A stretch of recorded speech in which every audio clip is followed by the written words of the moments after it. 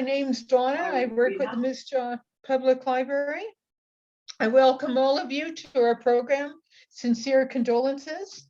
Our speaker is Joyce Aitken, and she's also the author of her book called Sincere Condolences, What to Say When You Don't Know What to Say. Joyce Aitken is a passionate advocate for grief and mental illness awareness. She recently completed a university certificate in thanatology,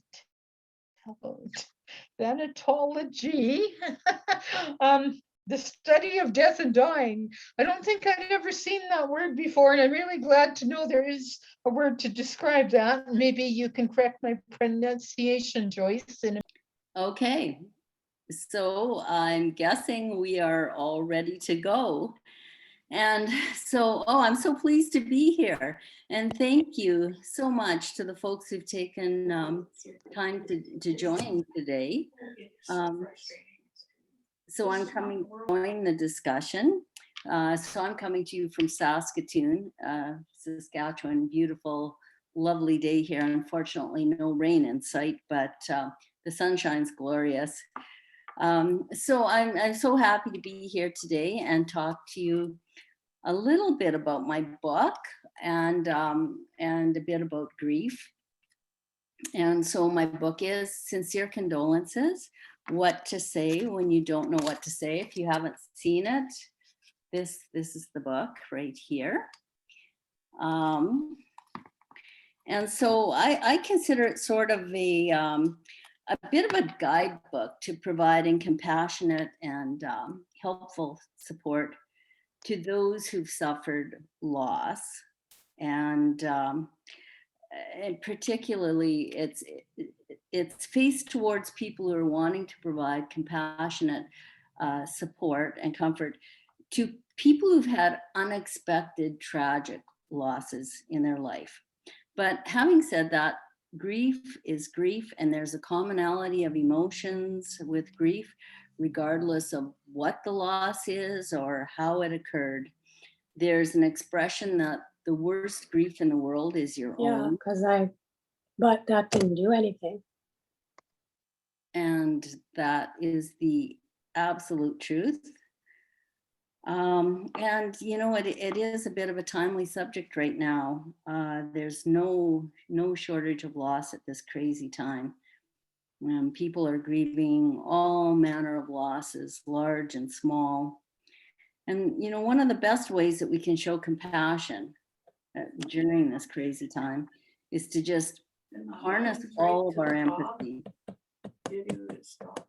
And excuse me again, I'm hearing some people. If we can just stay muted until Joyce indicates about asking questions. Yeah, we will. I'll just sort of go through what I have to say, and then we certainly will have time for comments and some discussion at the end if people would like to do that. So as I was saying, one of the best things that we can do, I think, right now to show compassion is to just harness all of our empathy and really lean into acknowledging people's losses, whatever they are. We all are having losses of various kinds, and we are all grieving various kinds. But mostly today, I'm going to be talking about the loss from the death of a loved one. So unfortunately, most of us are just really uncomfortable with grief. It still is almost a taboo subject in our culture. And I certainly absolutely was in that camp up until a few years ago. Up until then, most of my grief experience would be what I would call natural griefs.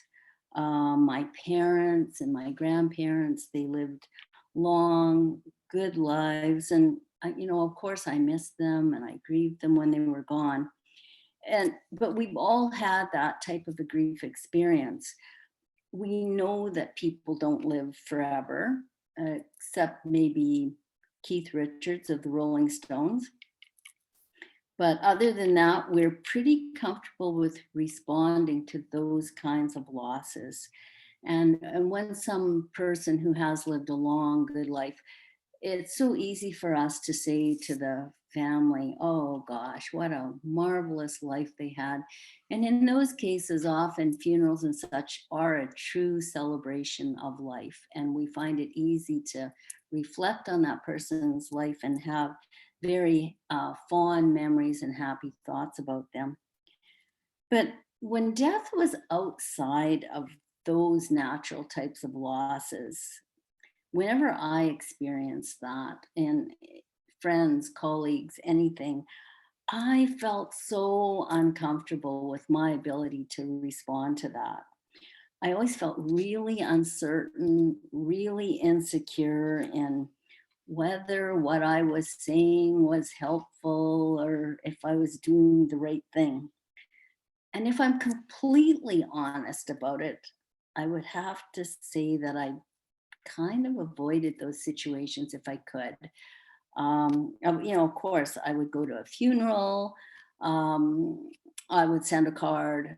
I would get into the line at the funeral and express my condolences to families because that's pretty easy. You're not expected to really say very much in those situations. And then I would probably hope that I didn't run into that grieving family for quite a period of time until they were over their grief and everything was back to normal and we wouldn't have to really be talking about that very much. And now where I'm at, I feel a bit of a sense of shame about some of those situations. I could have did a lot better, but I just did not know enough about grief to offer anything that was really, really useful and compassionate. So that is unfortunately often the norm, that when it comes to grief, we err on the side of omission. We're so afraid of saying or doing the wrong thing or making things worse somehow. And so often we choose to say or do nothing. And then we can rationalize it with ourselves, right? By saying, well, at least I didn't make it any worse than it already was. I didn't say anything that was terrible. So I'm on a bit of a mission to help people to just be a bit more comfortable around grief. So in 2016, my life changed forever. When my husband Gordon took his life, he was just 56 years old. And we had a wonderful life. And we had so many marvelous plans for the future. In a million years, anyone who knew him could never have imagined this happening. What I know now that I didn't know then is that Gord suffered from high functioning depression. It's also known as persistent depressive disorder. At the time, I thought he had occasional blue spells. It seemed like about once a year he would feel, a bit blue for a couple of weeks, and then it seemed like he snapped out of it, and everything was just fine. And it seemed almost like a seasonal disorder. And he was never medicated. He never sought out medical treatment for it until just before he took his life. And then mostly because he was having sleep issues, and casually mentioned that he was also feeling a bit depressed. But his depression was really very invisible, and it didn't affect his work or his life that anyone could see. And he just worked really, really hard at keeping all of his pain, all of his anguish completely inside. So when he took his life, it was just a humongous seismic shock to absolutely everyone who ever knew him. Most people, when they heard the news, just simply could not believe it.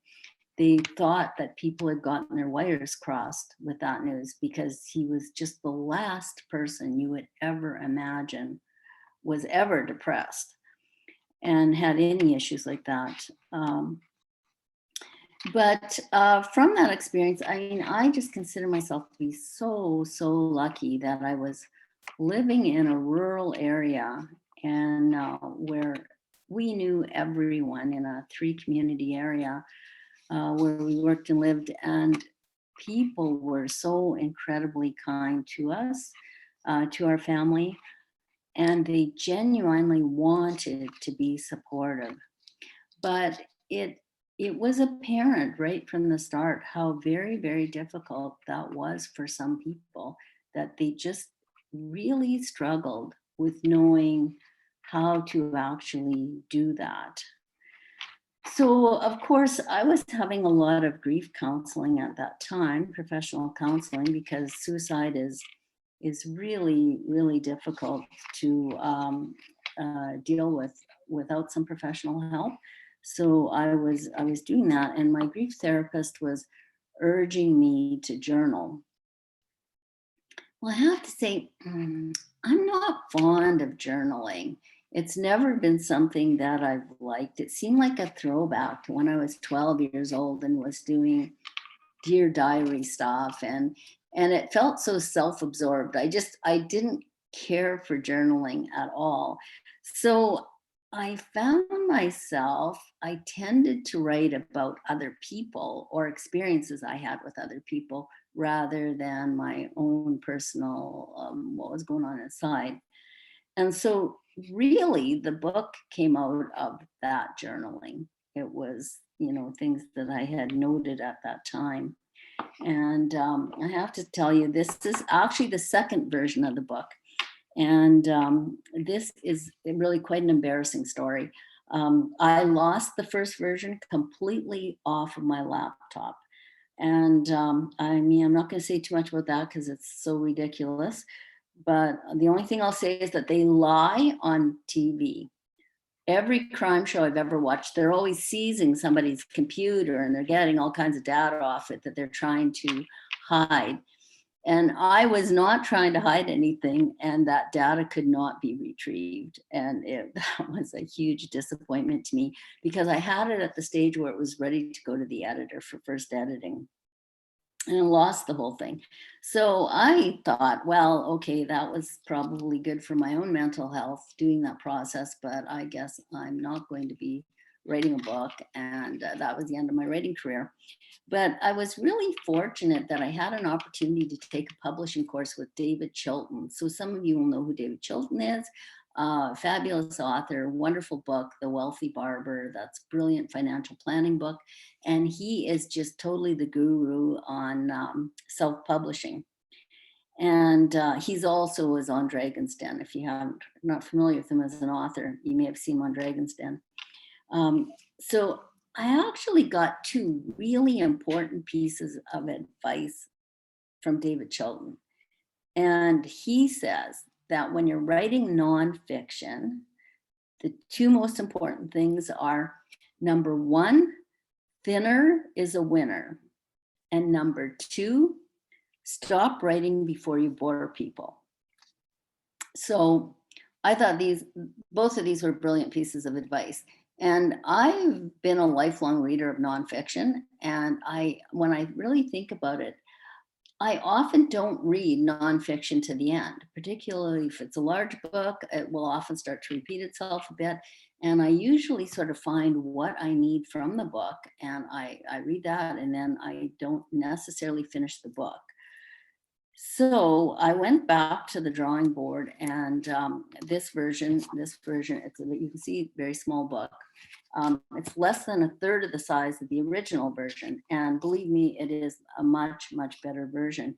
And it went back to really what my original vision was, which is just writing something that would be very concise, easy to read, and even for people who are not fond of reading would be able to pick it up, read it without a huge commitment to reading a great big giant book, and they would hopefully be able to get some information that would be helpful to them.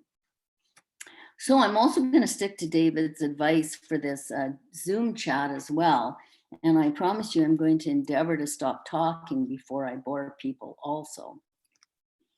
So here we are, and I've become really passionate about talking about grief. In the last couple of years, I've gone back to university and studying thanatology, total weird word. First time I thought it was something to do with exotic birds for some reason, but it actually is the study of death and dying. And I found that very, very interesting program for me. And it's been very, very helpful in my own healing and in broadening my understanding of grief. I really firmly believe that the more we enter into these difficult conversations about grief, the better equipped we are to help support others. So actually, and I mean, this is just strictly my own personal opinion. I feel that we've sort of gone backwards in North America in our understanding of grief, or our average person. Obviously, there's lots of people who understand grief very well, lots of professionals, but average Joe Blow on the street understanding of grief, I believe we've gone a bit backwards. So 100 years ago, no one would have needed to write a book or read a book about grief. At that time, you know, if grandma was dying, she was very likely dying in the home of one of her children, and she was probably being cared for by the whole family. So I have an older friend whose grandma died in their family home on the farm where the grandma had been living with them. And she was laid in a casket on the dining room table for 3 days while they had a wake. They were Irish folks. And, you know, during that time, the kids were playing around the table legs, and, you know, everyone was just totally comfortable with Granny being on the top of the table. And, you know, at that time, people often lived their entire lives in a community or in an area where they knew everyone and they knew their family history. And a death in a community was acknowledged and grieved by the entire community. So if we sort of fast forward that to today, a lot of our dying is done in institutions now where we're cared for by professionals, and not very many of us have the luxury of being cared for by our family as we transition through our final days. Often family members are not even part of the dying process until the very, very end, or even after. And people now live all over the globe, and quite often very few people in someone's circle of acquaintances and associations is even aware of a loss in someone's extended family. So in that respect, death has become a lot more invisible than what it used to be. The Canadian Labor Code states that if an employee has had a loss in their immediate family, they are entitled to 3 consecutive days off. So this is not 3 business days off. This is 3 consecutive days off. So theoretically, if your spouse or your child dies on a Thursday, you should really be able to be back to work on Monday because you've had Friday, Saturday, Sunday off. So fortunately, most collective agreements have expanded on bereavement benefits. But the messaging is still pretty clear here, and that is that grief is something that we need to get over in a hurry and get back to normal, whatever that is. So I thought I would read a couple of pages from my book in what I consider one of the most salient chapters. It's just a couple of pages. And the chapter is entitled, First, a Word About North American Grief Culture. Everyone who is born eventually dies. There's no other possible outcome. Having said that, our understanding of grief, which affects literally every human being, is extremely limited. Most of us spend little time contemplating grief until we're actually touched by it. Generally, when it does touch us, while we're very sympathetic to people's pain and suffering, we are inherently uncomfortable with it. We just want it to go away. We live in a cultural narrative of grief denial. We see it as a problem to be solved, a malady that needs to be cured. We want people to get over their grief and get back to normal, whatever that is. We're caught up in our first world attitude of instant gratification, instant fix, take a pill and be better in the morning. Studies have shown that, on average, we have sympathy for bereaved people for about 3 months. After that, we tend to forget that they're grieving.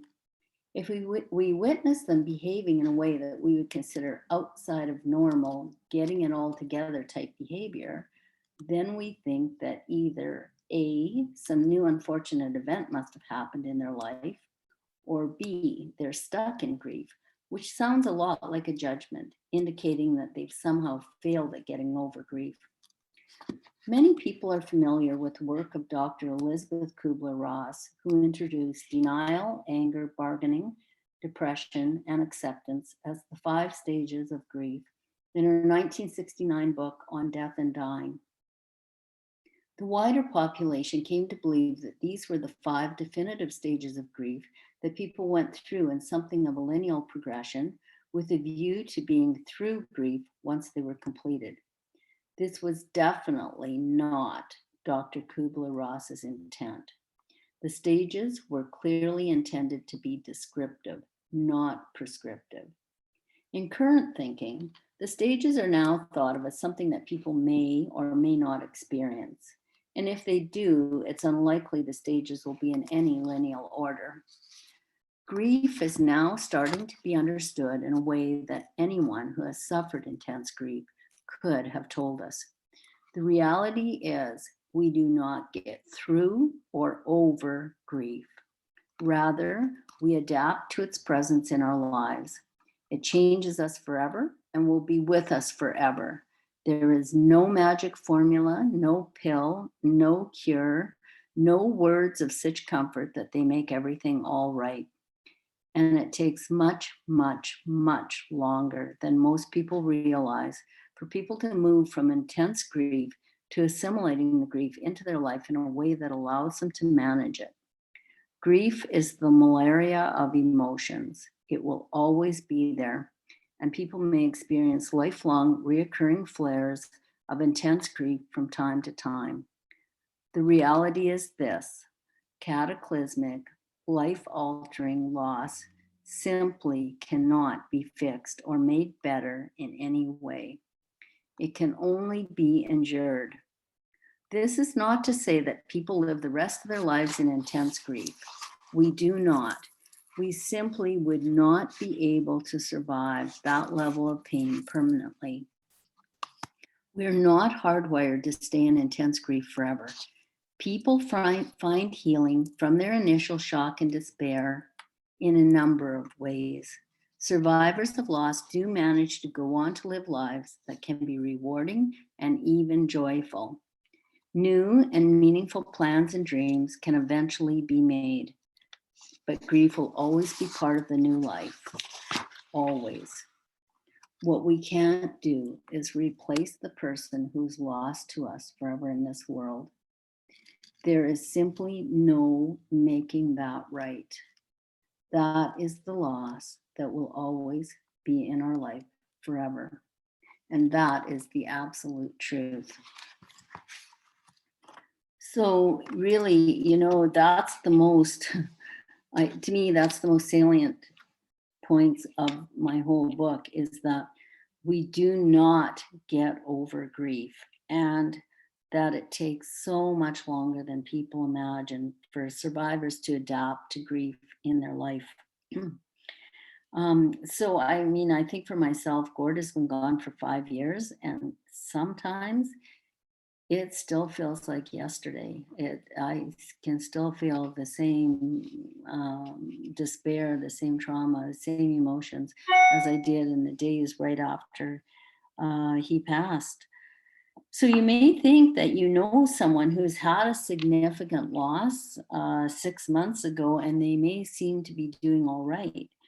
But this is because we all put on our game face. We put on our I'm okay, I'm doing fine face when we're out and about, because we have such societal pressure to do this. People want to see that we are getting better, for lack of a better word.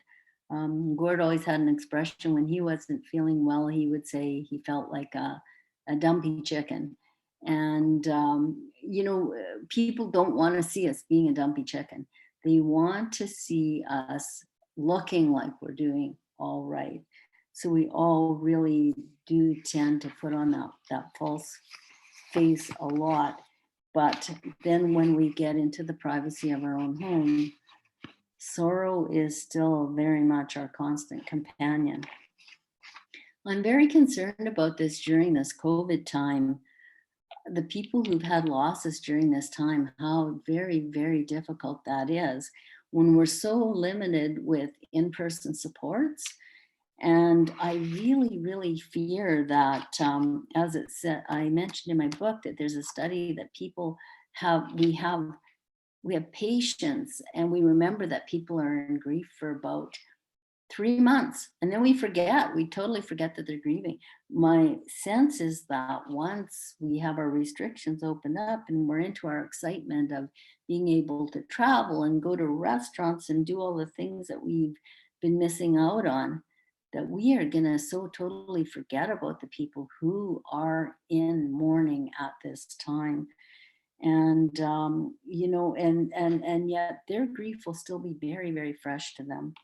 And incidentally, I consider grief to be really raw for about 3 years, at least for about 3 years, for most people who've suffered a significant loss. Of course, everyone's different. It can be different for everyone, but I think 3 years is sort of the minimum time that anyone is still going to be really, really sorrowing. Um, Most of the time. So my book just provides some ideas, some suggestions. So I hope you will all read my book, and I'm just going to talk really briefly about some of the things in my book, and particularly during this COVID time. And so, I mean, of course, the first thing is reaching out to people, and that's just so important. And of course, we're not able to reach out in quite the same way. We can't go and see them in the same way, but certainly we can message people. We've never lived in a time when it's been easier to be in touch with people. And so please text people, email them, private message them. Phone calls sometimes is difficult. Often people are not up to a phone call, but we can message them in other ways without having expectation that they are going to message us back. They will do that as they're able to, but I can assure you that all messages that people receive are so appreciated.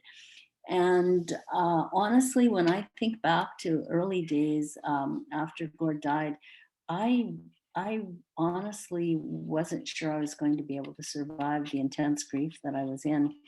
And I was just flooded with messages, hundreds of messages from people. And that had a very, very powerful effect for me. I had this sense that the world was going to prop me up. The world was going to hold me up until I could somehow stand on my own. And it was very, very valuable. So please reach out to people, and don't get hung up worrying about what to say. I know people who just agonize over thinking about what they're going to say, trying to plan in advance what they might say, because we have this desire to fix something. We don't want to go empty-handed. We want to somehow make things better in some way. We want to fix something somehow, and that is not possible. It's impossible. We just can't fix anything. and that's hard for us to wrap our minds around that. So I once heard someone say that the best thing to do is to show up and shut up. And actually, that's pretty good advice. It really is pretty good advice. People in intense grief just need people to acknowledge their intense grief, because the comfort is not in your words. The comfort is in your presence. And just to sit with people, just to be with them for a little bit. And that is so comforting. Um, and above all else, try not to fix or rationalize the loss. So you know what I mean by rationalizing. And I mean, we're so predisposed to rationalize. We rationalize everything in our life. If you go to the grocery store and you drop a bag of groceries, you say, well, at least I didn't break the eggs. We're always trying to rationalize things. And absolutely, the family that has suffered the loss, they will be rationalizing. And that's completely fine for them. They will be saying, well, at least dad's not in pain anymore. Or they'll be saying, maybe this is part of God's plan. And that's the only thing keeping me from losing my mind. And that's completely fine. It's not helpful for other people to rationalize loss. There is no rationalization to death. Full stop. There is no rationalization when you're visiting grieving people. Often people will say something like, oh gosh, you were so lucky to have them for the time that you did. And I can guarantee you that family is not feeling lucky at this time. And the other thing that it evokes a response that people would probably be surprised by, but what I call the random God statements. We've all heard this, that, oh, God must have needed another angel, or this is part of God's plan, and that sort of thing.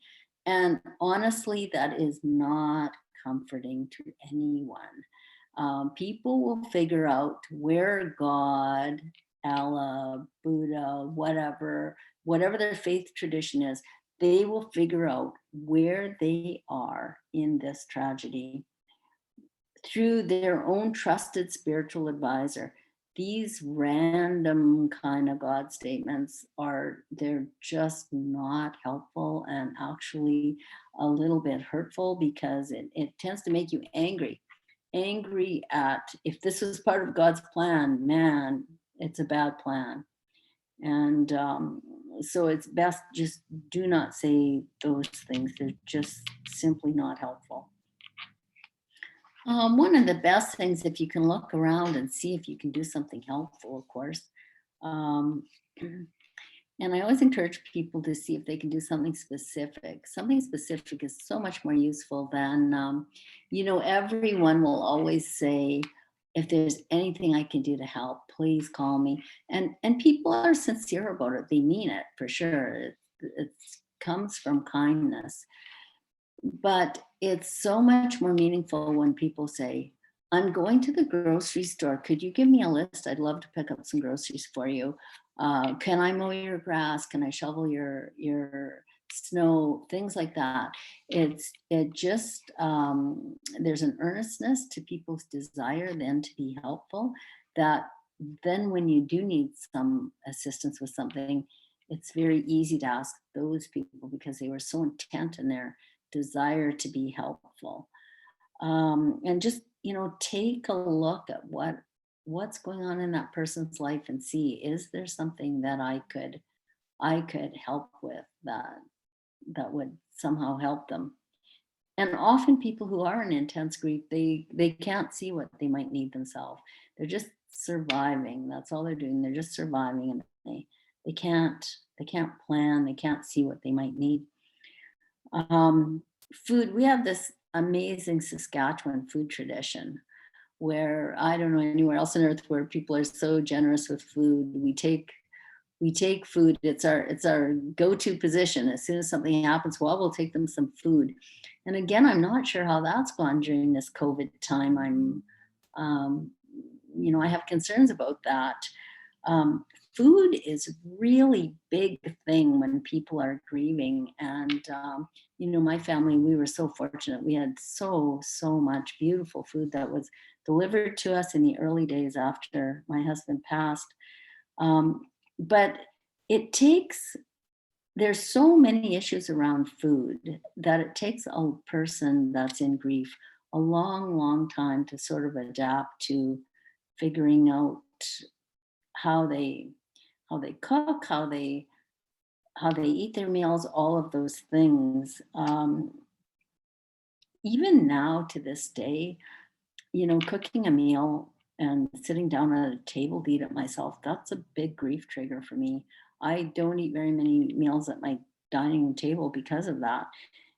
It just is, it always puts me back to a much happier time where Gordon and I shared our days at our dinner table. And so it's very hard to do that.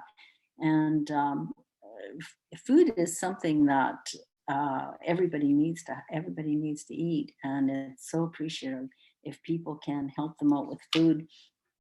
I had after Gord died, and of course the kids were home. My kids both live in BC, and they were home for quite a period of time. But before they left, they stocked up my fridge really well. And then after that, I was still in total brain fog, unable to grocery shop, unable to feel like I could go to the store or anything. And I had a friend that came, asked if she could come stay for a couple of days, and she did. And she brought a few meals, but she got looking around in my fridge and she said, well, what do you actually eat? She said, you don't have any coffee, you don't have any tea, you don't have any milk, you don't have any cereal, there's no bread, there's no fruit. And she said, what do you actually eat for breakfast? And I said, well, I don't know. I don't know. Because I wasn't really ever able to think about food. I said, I guess I eat lasagna, because we had a lot of lasagna, because of course that's our Saskatchewan tradition, is taking lasagna, right? And my daughter had nicely packaged a lot of lasagnas up into little single serving portions. And so I would just take one of those out, whatever time of the day it was. And that's really about all I was eating for a long time. So food has so many, there's just so many things around food that's hard to manage, that if people really want to be helpful, food is a way of really reaching out and being helpful to people. It's just so appreciated at any time. And the other thing, of course, is providing a distraction. And of course, when someone's had a loss, their life just feels like it's in total limbo, and it takes such a long time to get used to that new reality. It's just such a huge adjustment. So anything that people can do to distract people while they're trying to figure out their new reality. And it doesn't have to be something big. It can be something very small, just going for a cup of coffee, going for a walk. And of course, again, I go back to this crazy time that we're in. It's a lot more challenging to try to provide some support to people. I've recently been watching, I had a friend who was grieving, and so we started to watch, we've been watching curling on Facebook together, FaceTiming while we're each watching the curling game or FaceTime. And at least it's something we can connect, we can join together, we can sit during this time. It doesn't require us to do a whole lot of talking, other than we're discussing the game as it's going on. And so that's been a very nice thing. She said she's really appreciated that. But any distraction is so helpful for people when they're just trying to adjust.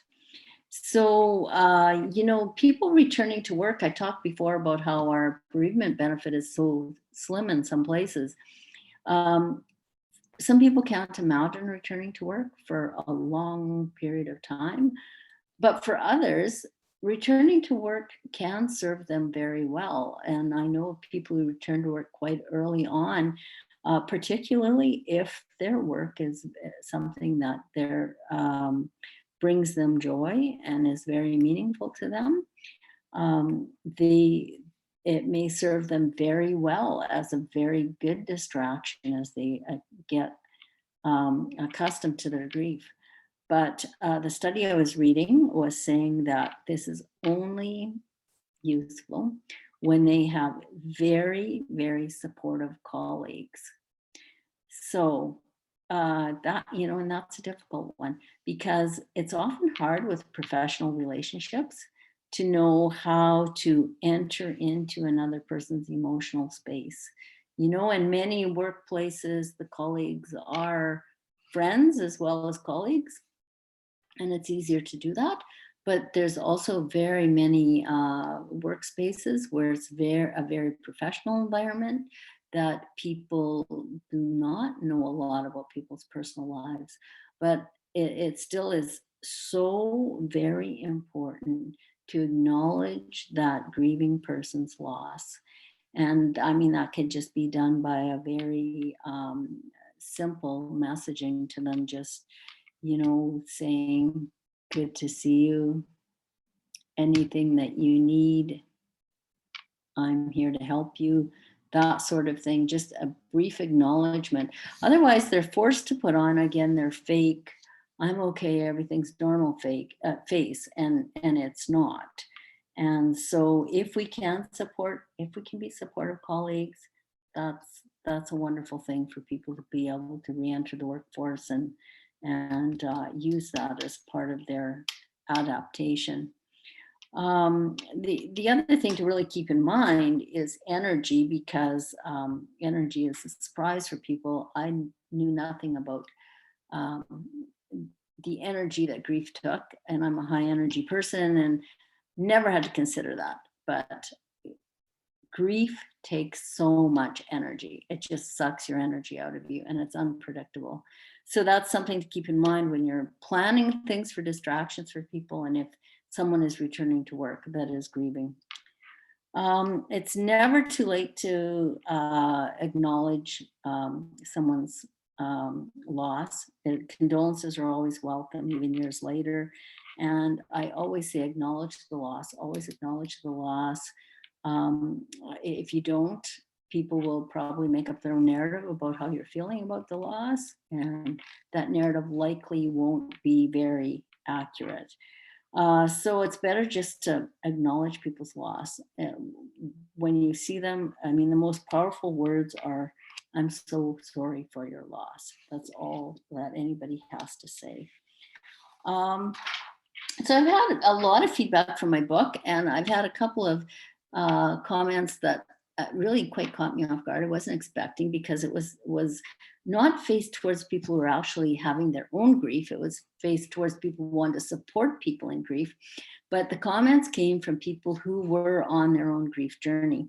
And one of them was a lady that said that she just, she felt so guilty because she'd lost a child maybe 15 years earlier, and a young infant child, and she still felt so much grief, and and she felt guilty that she was still grieving, and people were constantly saying to her, oh, you must be over that by now, which was also making her feel very guilty. So she said that the book provided her with validation that it was okay for her still to be grieving her child.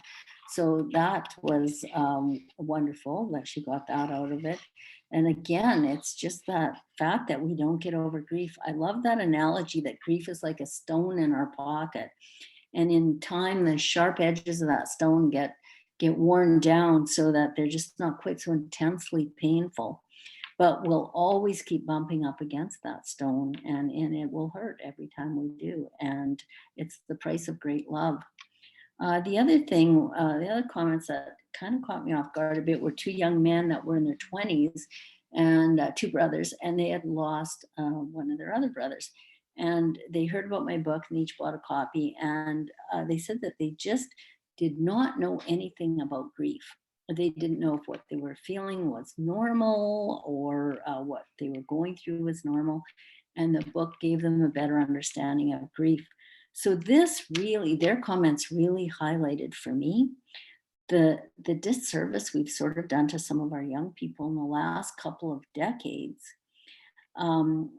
by not showing them how to mourn. So when I talk about mourning, grief is the emotion, mourning is the active participation in grief. And we've, out of love, of course, out of love for our children, we sometimes shelter them from the pain and anguish of mourning. And in doing so, we don't equip them with the tools that they need to manage the grief that they will experience in their life. And they will experience grief. There's no personal exemption from grief. We will all experience grief.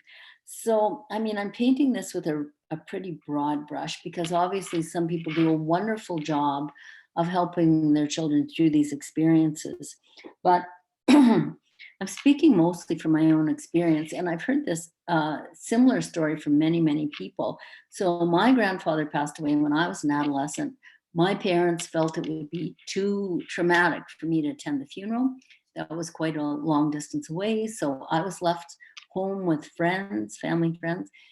And I was, excluded from the collective family grief and support.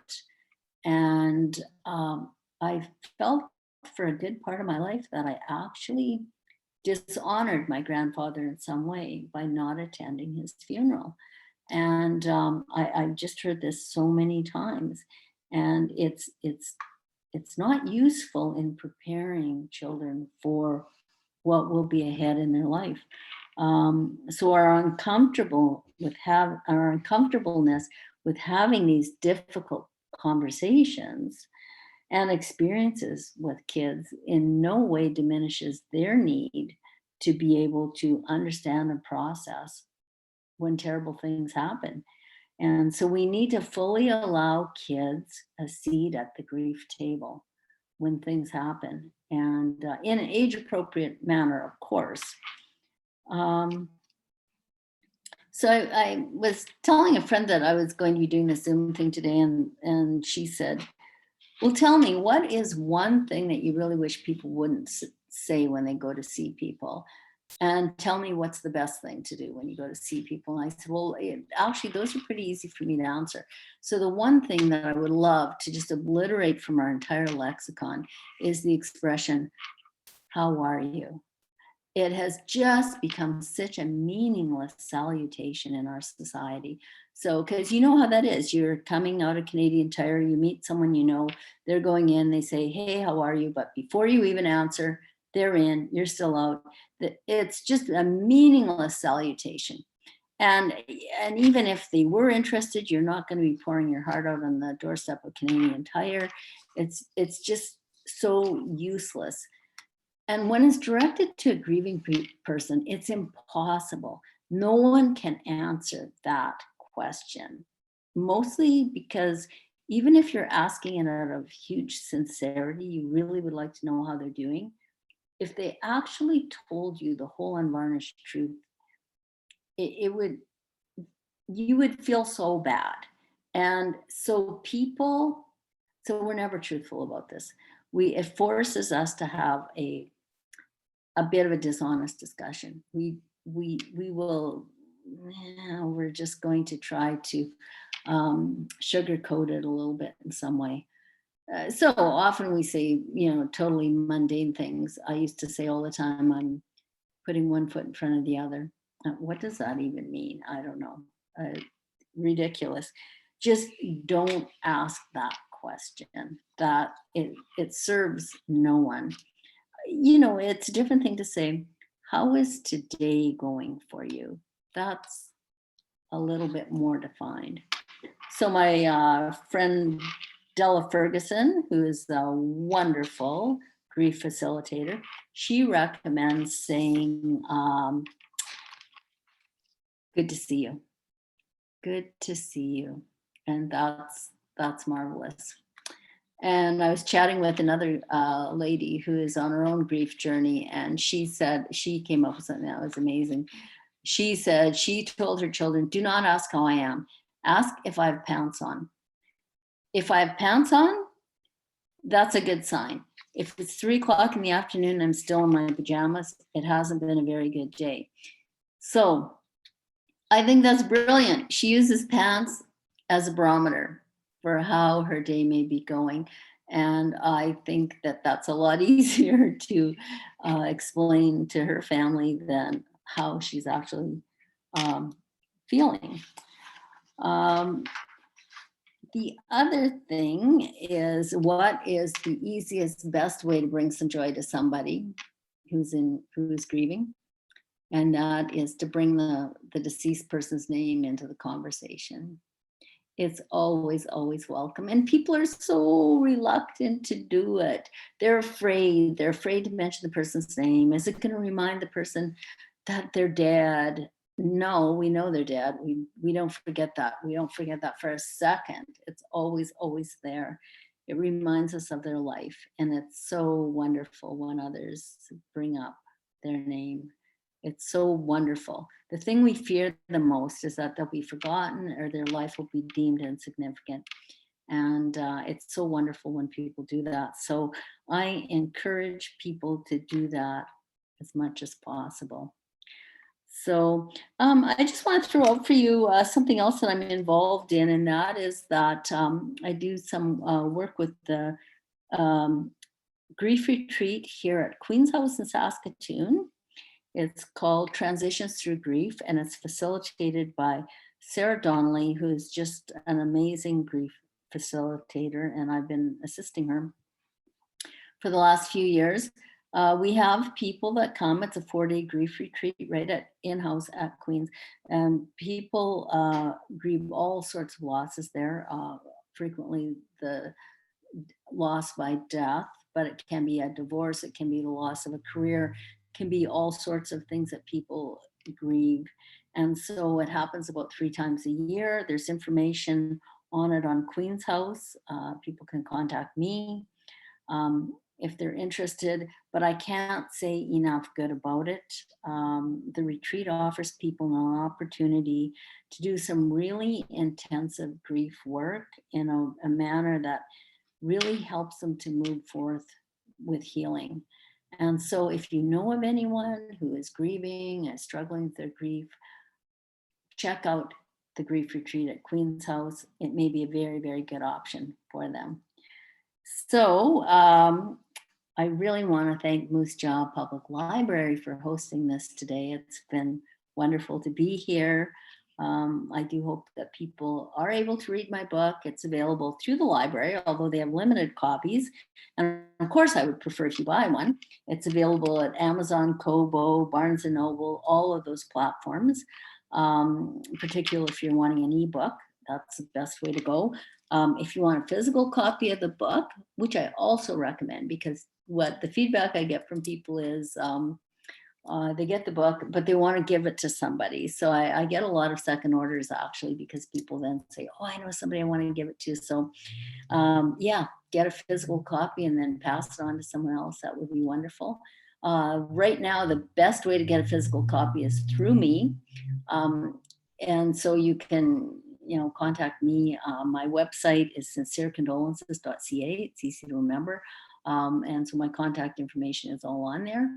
The book is available in bookstores in Saskatoon, not in very many other bookstores because of COVID.